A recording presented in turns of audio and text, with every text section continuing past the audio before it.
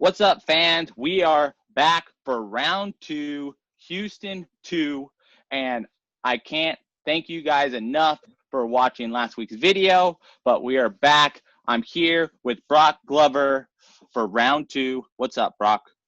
Oh man, I'm just excited again.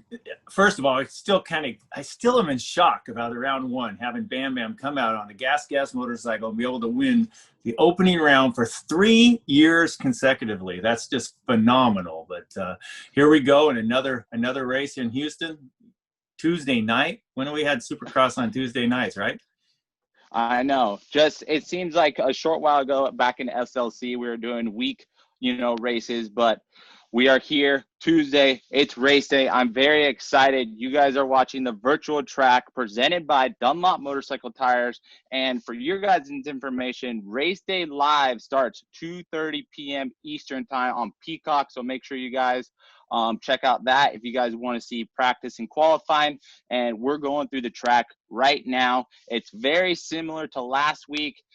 Very, very similar, just a little bit tighter corner, and basically everything is flipped around, including whoop section right before the finish, but we're going to take you lane by lane right now. Yeah, they're running the opposite direction this time. So instead of, when they go down the start, instead of crossing over 2 full lanes, it's a much tighter first corner, a 180 first corner, and then we're going to head back and start heading counterclockwise on the track layout. Yeah, no, last week, the track was very, very difficult to pass. We did see some really close racing and some costly mistakes by many riders. I'm hoping that it kind of opens up the field. This track, particularly tonight, opens up the passing lanes a little bit more for a little bit more back and forth racing. What do you think? Well, yeah, last time, and I correct myself. I mean, traditionally, the track is actually truly clockwise, but the first section heads counter and then starts going from there. But yes, the track last time, there was some complaints from some of the riders that they felt like the layout was just a little bit too easy, a little hard to pass, had to get too aggressive to pass. A couple of people mentioned, the wall jump before the whoops. Didn't allow the whoop blitzers, the guys that have and I don't mean the CNN reporter, I'm talking about the whoop blitzers, and those guys didn't have the advantage they were looking for, but the other guys were happy the fact that they didn't have to worry about too much. The whoops weren't such a big deal. But the part I liked about it, honestly, let's ease ourselves into the season. Let's not make a track so difficult at round 1 that you end up having some riders get hurt or something like that. So I was happy with the track, and the outcome was fantastic racing. Yeah, no, absolutely. I was so happy that Supercross was back and I wasn't watching football. Two Wheels has my heart for sure. And I was just ecstatic when I could see the 450 and 250 guys going back at it. And I'm very excited for tonight. Maybe we'll say a 2-peat by Justin Barsha, or we'll see Ken Roxy, who looked phenomenal. But I'm really excited to see what racing, kind of plays out tonight with this track. Yes, in that section we just entered they're going to actually be jumping over the first corner, and then they head into a right-hand 180. And now we're heading counter direction down the starting line backwards before we get into a real sharp left-hand corner. This corner was instrumental in the races on last Saturday night. This was the corner that Ken Roxon made some nice passes on, and it was the one that he got real close a couple of times to Justin Barsha. But right here, instead of going out of their right-hander, we're going to be coming into a really tight left-hand. And it's a very, very sharp corner. You're going to see some stuffing in there. There's no question about that. Yeah, no, that's a corner where you kind of have to give and take on your position, because the right way to hit this tight left-hander is to open up wide and leave that door open to get that speed and to get that fast lap time. So I think you'll see some very different lines from practice to racing. You got to hug that thing tight if someone's right behind you, like we've seen on Saturday night. Absolutely, Tyler. And if you open the door, someone's going to get underneath you and block pass you. And you block pass, and then both of you aren't able to do the triple jump. If someone's in third or fourth behind you or whatever position, they're going to gain time on you if you're not able to do the jump. So I look for a lot of action in there, a lot of rubbing. Yeah, and as we see, we just overviewed the whoop section and the finish line. We're going to come back to that a little bit later in the video, but we're going to be finishing out the rest of the track. And something new to this track tonight, what's coming up in a short little bit, is a sand section as well. Yes, we just crossed over the Monster Energy finish line jump there. Hopefully you're lighting the candles at like Justin Varsha did the other night, and this view back in the finish line there. And then you've got your team manager's tower up there, and the right-hander, sharp right-hander racing coming into the section that runs right across in front of the starting gate. Yeah, and this corner right after the finish line looked really, really steep. And then there's an inside roller. It's going to be I'm very interested to see how this kind of plays out and what lines develop. If you're going to be able to jump that inside single onto that straightaway across the gate, or it's just going to be that one line that's going to get chewed out around the outside. Well, I know it's going to be very interesting to see how it all plays out and how the lines develop. And as you mentioned earlier, as you can see on the video here, we're coming into a really deep sand section here. They brought in a lot of sand, but it's going to mix in with this Houston clay, and it's going to be interesting to see how it plays out.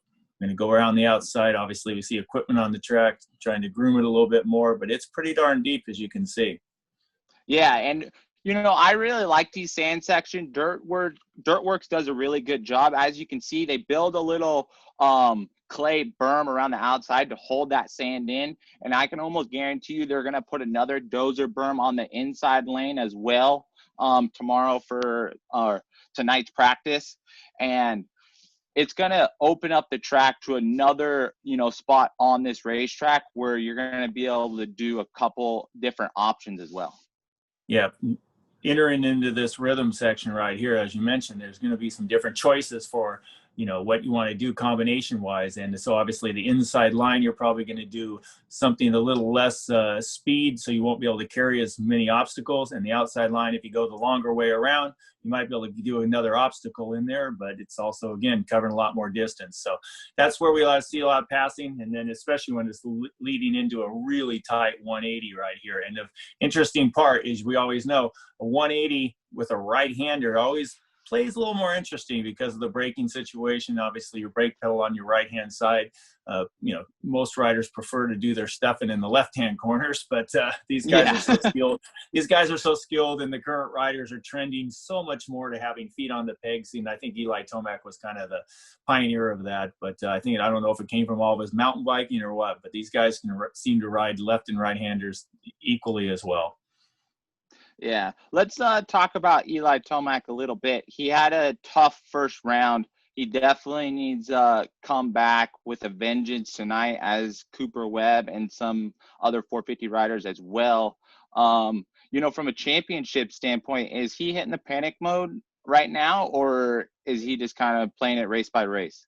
You know, that's really hard to say. I mean, Eli holds his emotions kind of close to the vest there, as we all know, but he's had a history of arm pump and other issues at first few rounds, because I don't know if he just, you know, he doesn't race enough off season, whatever it may be. But, you know, I don't know exactly what happened, but he definitely didn't perform like the champion that he is at that first round. And as we see here, these whoops right here, we talked about coming back to it, and these things are pretty darn big, especially leading up to the finish line. So we might see a really exciting couple of finishes in heat races, and maybe the main event too, because of these whoops leading right into that finish. Yeah, and absolutely. And, you know, for the fans that don't know, they make these whoops super big.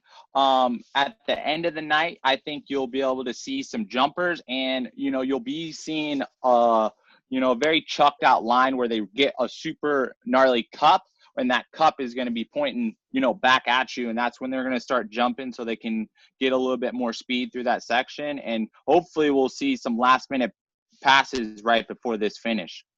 Yeah, the old school method of rhythm. That was what we called rhythm sections back then. There were the whoops that we do two at a time, or three at a time, 2, 3, whatever. That's what our rhythm was. But now they started later into my career in the 80s. So there's a couple of riders that started blitzing them, and that's kind of where the blitz technique came from. So there was kind of a combo, but it's fun to see them, you know, mix it up, as you mentioned, some blitzers. And if they don't get too cupped out, they can do that. And then if they get real ugly and cupped out, they start doing the rhythm method, and it's very, very cool to see, and a couple of options. Yeah, no, absolutely. And that's going to close out the virtual track walk on this race day Tuesday. I'm very excited for the racing tonight. And make sure you guys catch us this Saturday coming up for the third round. You're watching the virtual track walk with Monster Energy Supercross presented by Dunlop Motorcycle Tires. Thank you, guys.